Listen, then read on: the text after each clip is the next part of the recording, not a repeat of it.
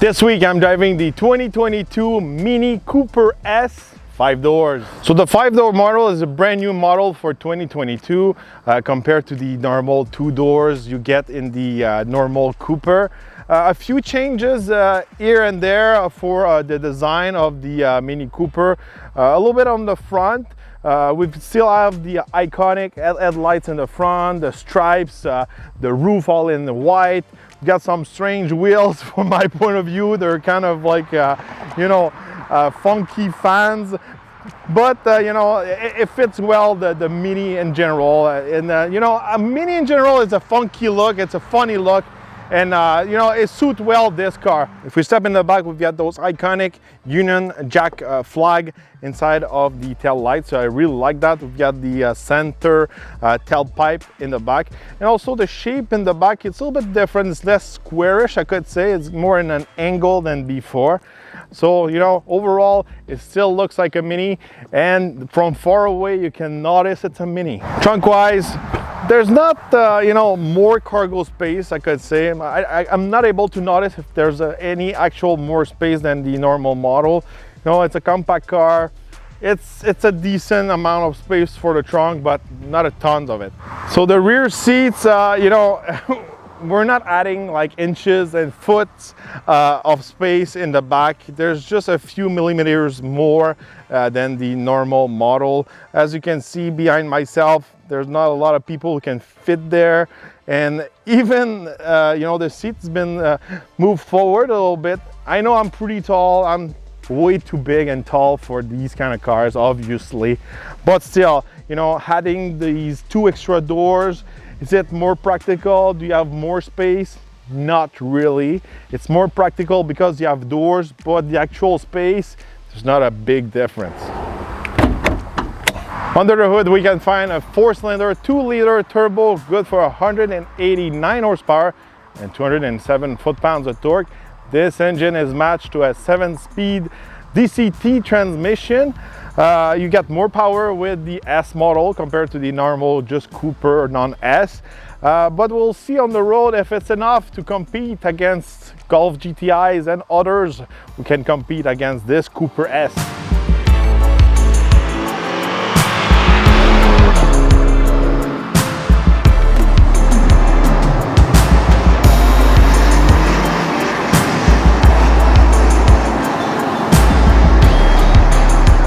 All right, on the road with the Mini Cooper S 5-door this week. Every time I'm behind the wheel of a Mini, I'm like, this is for a special kind of enthusiast. It's not the same like a Raptor or a Challenger SRT. It's someone who enjoys driving but lives in the city. I don't live in the city, so it's a little bit harder for me to understand, but that's pretty much the typical owner of a Mini. So, it's quick, it handles well, it's easy to park. That's pretty much what, Mini stands for. And that's what you found, behind the wheel of a Mini. Ride-wise and all that, it's pretty harsh. You've got the, typical BMW suspension. Here in Quebec, we've got potholes and, bad condition of roads. Sometimes it can be rough on the road, but on the other side, super handling. It's great to drive. You get rewarded when you really turn the steering wheel, the feedback in the steering wheel. It's just a lot of fun. It's really similar to Golf GTI, but a little bit less power. Power-wise, it's not bad. It's a bit better than the previous Mini I had to do the road test with. The DCT transmission works well also. It's pretty quick. From my point of view, I would like to have a little bit more power under the hood. But, this week I'm driving the Hellcat Red Eye at the same time. So pretty much everything, other than this car seems pretty low and seems to be lacking on the power. But it's a fun little car to drive. And obviously this week, I'm pretty big for a Mini, so I look like a giant inside of a small car.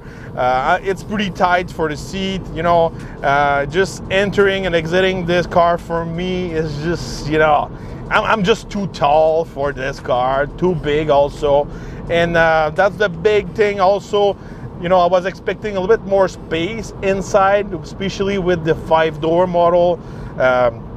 Because I'm too tall, no one can fit behind me. Like literally no one. It's like some people's gonna be like, oh, short people and kids. No, even the kids, they don't want to sit behind me. There's no space. The only person who could fit behind me is someone made out of spaghetti. You know, that's pretty much, you know, the thing. Inside, you know, the space in the front, it's okay. You got good seats and all that. But, you know, in the back, if you're expecting more practicality out of the 5-door compared to the 2-doors model, outside of the doors, you know, there's not much. That's the plain truth on this side. But inside, it's nice, you know, all the details. I like the buttons. It feels like an airplane. I like the steering wheel. Got big paddle shifter. The cluster in front of me, it's really nice. It's really clear. I like the heads-up display that pops out of the dashboard. That's really cool. One thing though, you know, you've got all the fancy stuff, the lights, you've got the pop-up things, you've got amazing sound system from Harman Kardon, but there's no place to put my phone. There's no place to recharge my phone wirelessly. So from my point of view, I would make some sacrifice on the, you know, show stuff, you know, and put just you know, put a place to recharge my phone wirelessly. I think for a 2022 model, it's really lacking, you know, on this side, especially in you know, these days. Everyone's got a smartphone, and you need some place to put your smartphone, especially when you've got this fancy Mini, all design, cool colors, cool interiors, and all that. It's really lacking on that side. Fuel economy wise, this week I was averaging around 8 liters per 100 kilometers. You know, it's not bad, it's not good. You know, power wise for the fuel economy, I was expecting a little bit better on the fuel economy side. Obviously, you've got some modes you can play with. You've got the Eco and Sport, so it's really easy to put in Eco. So maybe if you're always on the Eco mode, you can do a little bit better than the numbers I got this week. But overall, I'm not really impressed with the fuel economy.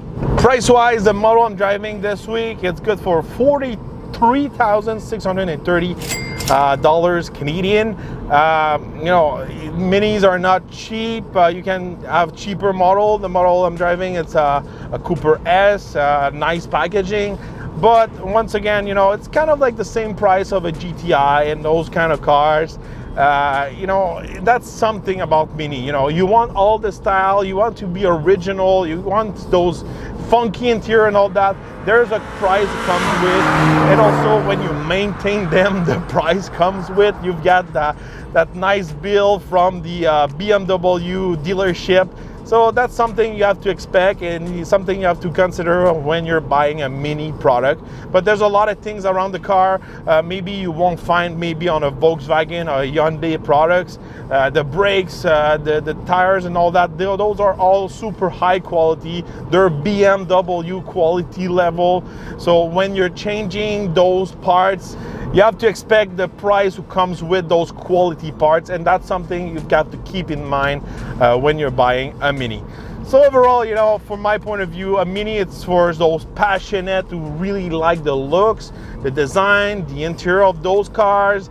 Obviously, for the same price, you can have some cars that's going to be more practical, more powerful, more fuel efficient, but they might not have this funky, cool look the Mini's got. So let me know in the comments, are you a big fan of the Minis? Do you think the 5 doors is worth it? Let me know in the comments. Don't forget to subscribe, like, and share my videos, and we're gonna see each other on the next review.